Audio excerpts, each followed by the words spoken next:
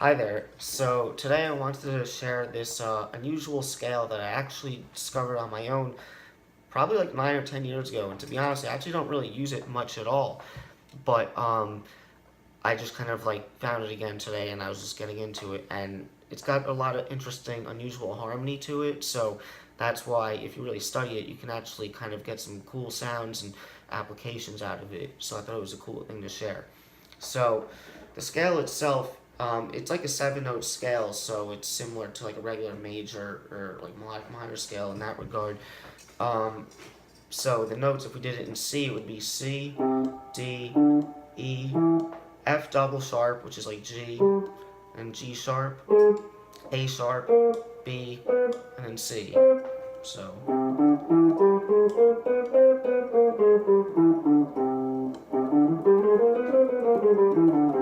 okay. Um, so the way that I actually discovered this or came up with it was what I was thinking about at that time was how our ears are used to hearing in terms of that dominant to tonic cadence, like typically the dominant on the fives, so 5, 1. But I thought, what if we built a scale where the five or the dominant to tonic cadence had the dominant happening on the major third? So if we had it in C, that would be E7 to C, you know. And basically, I took those two chords and I combined the notes and I maybe add like I think one extra note to it, and that's how I came up with this scale. Okay, and it again it turned out to be a very interesting scale. So um, the chord, yeah, like I said, like when you build the regular seven chords off of this, like the 1, 3, 5, 7 off of each degree of this scale, those chords without any alterations or nothing, that gives you a lot of very interesting sounding chords. So that's why I think it's a cool sounding scale. So to go through the chord scale, the tonic chord is actually not major 7, but major 7 augmented. So it's a sharp 5 instead of a regular 5. Okay, but that's still in like the major family though. Now the next chord is like a D7 sus4 flat 13. Okay, and you can think of this as like a dominant 7 sus sound, or maybe like it works good for minor too, like Aeolian. Okay, so the 3 chord we already said is that regular old dominant 7, E7. Okay, now the next chord again, the root is technically F double sharp, but if we analyze the chord as that note as the root, it'd be like a minor add like 411 or something like, or 1113. But really what this chord is it's just a second inversion of a dominant 7 chord.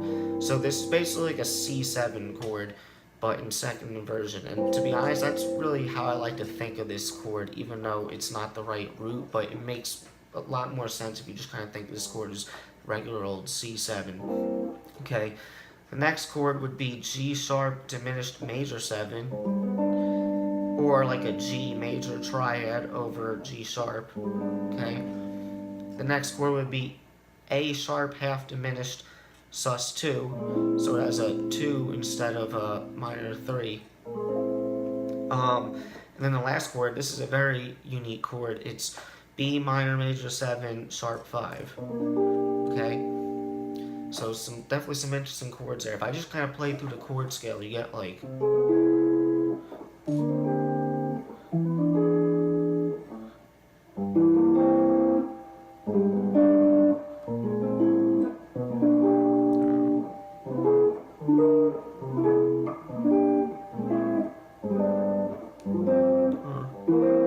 Sorry.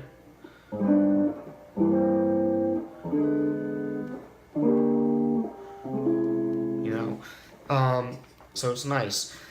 So, like once you kind of see what the scale is and the chords that relate to it, you can actually obviously use it in a compositional scenario for writing, where you can have like chord progressions where all the chords like literally come straight from one of these scales.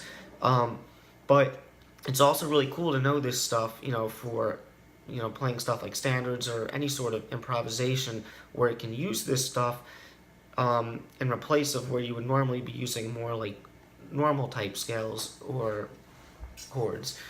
So, the more you kind of like look at that stuff, the more ideas you can discover how you can kind of like substitute this scale in.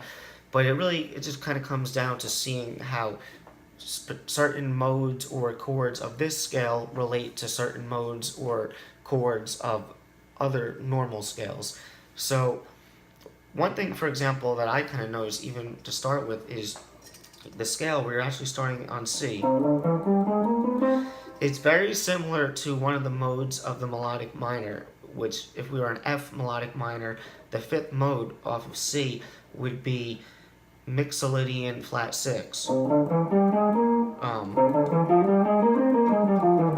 Okay? And, so basically you took the original 4 in the Mixolydian flat 6 scale and took that out and added a major 7. So it goes from this to this. Okay, but that one little tweak throws off all the other chords and makes it interesting. So, but that's the thing. Any scenario where you can kind of find that particular mode that might relate to whatever musical scenario you're in, you can substitute in this scale. So, for example, that mode, C Mixolydian flat 6, relates to F melodic minor. So, say we just had like a minor scenario, like F minor.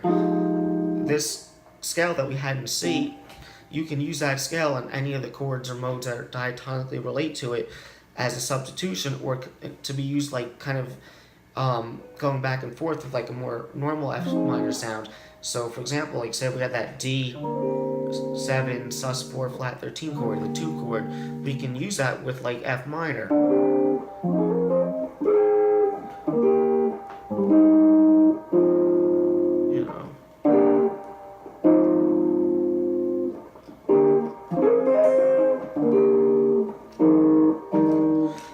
Or maybe we can use this half diminished sus2 chord that was from it.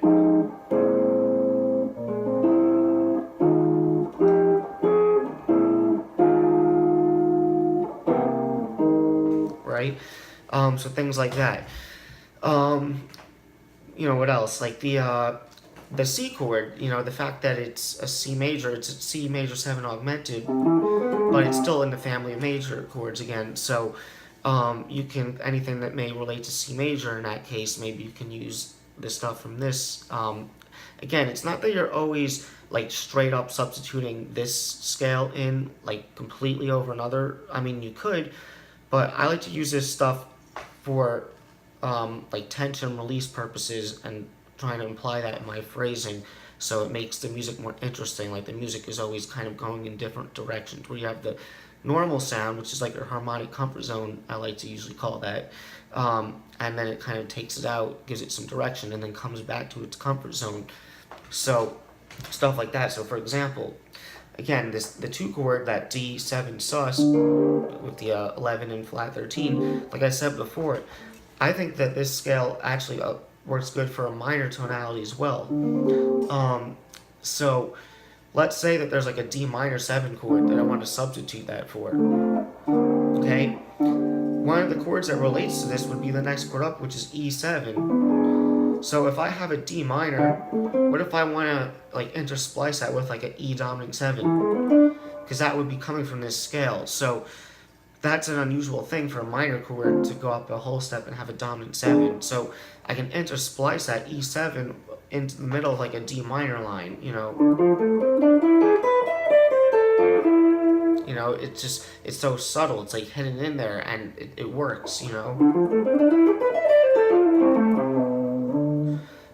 So stuff like that. What else? So the dominant chord, E7, obviously anytime you have a dominant chord, you can substitute this in. So say I did like if we had E7, you can substitute in this A sharp diminished. So say we had like an E7 jam, like a funk jam.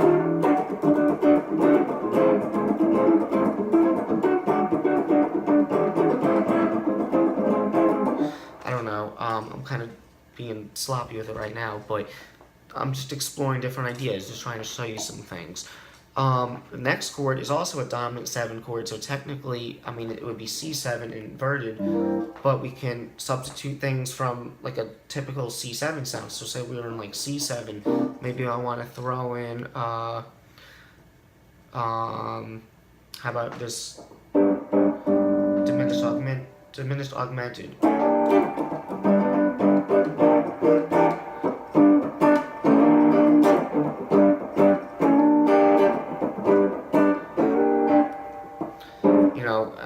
I don't know, but there's lots of stuff. Again, the 7th chord, the B, minor major 7 sharp 5, that's a very unusual chord. So to kind of use that in certain places, or even just taking adjacent chords from this scale. So this, okay, so this half diminished sus chord, that is also a chord that is found in the melodic minor that's built off of the 5th degree. Actually, hold on, I'm sorry. The 6th degree of the scale. It comes from that Locrian natural 2.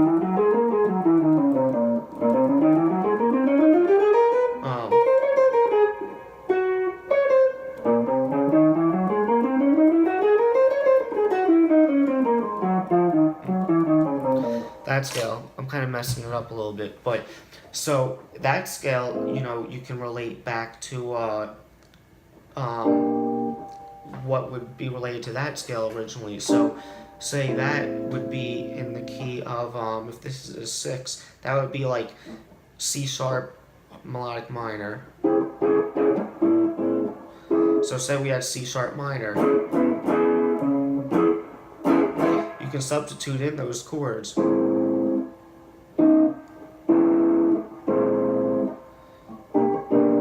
So again,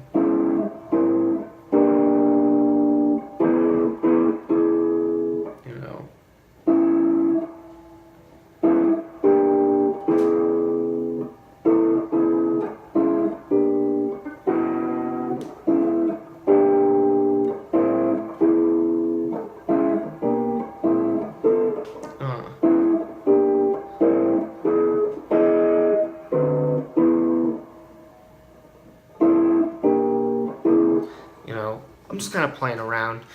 But, and again, I'm showing you a lot of things like chord substitution wise, but again, think of your lead playing too. Everything that I'm basically saying harmonically and applying the chords can always be applied to lead stuff too. So, I know like my videos, I'm very just like raw with this. I never like edit it and put like things like diagrams up or whatever, but I presented the scale to you, so it's probably best to just write it down like I did with all the notes and the chords that you build off of it, just so you have it as a reference. If you have that in front of you, it should definitely make it easier to study this and find some unique ideas. So enjoy.